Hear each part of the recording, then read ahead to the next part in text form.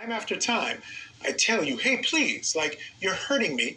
And yes, you'll say, yeah, but then just repeats.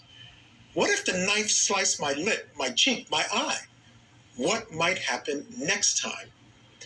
And he goes on to allege that in February alone, she cheated on him, called him racial slurs, and had slapped him where he had already received stitches, so the wound reopened. Now, the texts come on the heels of the Miami-Dade State's Attorney's Office releasing phone recordings on Wednesday that were secretly recorded by Obumseli. Take a listen to this interaction between the ill-fated couple just weeks before Clenny allegedly stabbed Obumseli to death.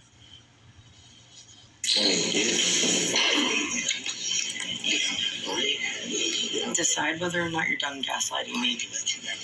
Decide whether or not you're done gaslighting me. Decide right now. That's I asked you so many times that I don't know, and I apologize. But you hit me. Shut the don't. All right, joining me as my guest for this hour, registered nurse, certified domestic violence expert, and criminal defense attorney Marie Pereira, and appellate and trial attorney Matthew Barhoma. Thank you both for joining me this evening. And Marie, I have to start with you because I want to get your sense. I mean, we get our sense from reading these texts, and clearly this appears to be an abusive relationship, and it flies in the face of what we know of what abusive relationship looks like because it seems to be the female abusing the male, but those are just my thoughts. What are yours? I think the leaking of these text messages really from a defense perspective is very damaging.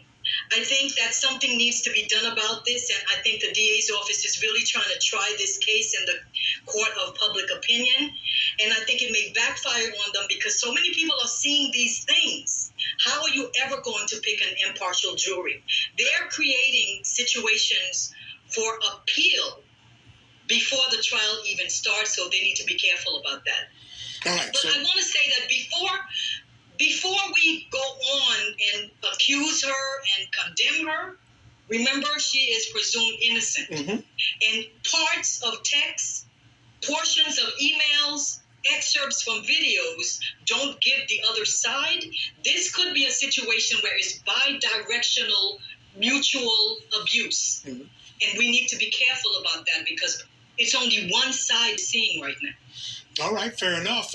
Let me hear from you, Matthew. What was your take on some of these text messages and these text strings?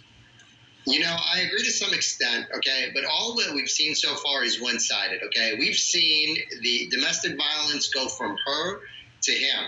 And this could be very good for the prosecution's case by releasing all this information if and only if they know she doesn't have a valid defense, right? She's innocent until proven guilty, right? So if she can't put up enough evidence to be able to circumvent this, to be able to show, listen, I actually was the victim, right? Then ultimately, this is a one-sided show.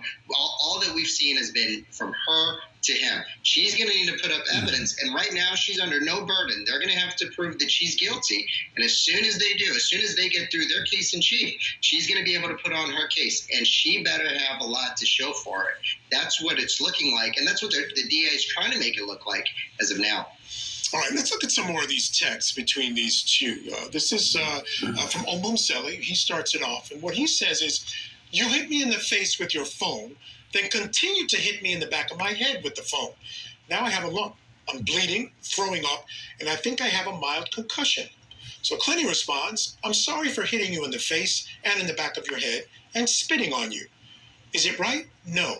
You just pissed me off. Clenny, enjoy the hospital. Tell them your side, then I'll tell them what happened. The victim responds, I'm not saying anything. He later tells her he is going to say that it was a football injury.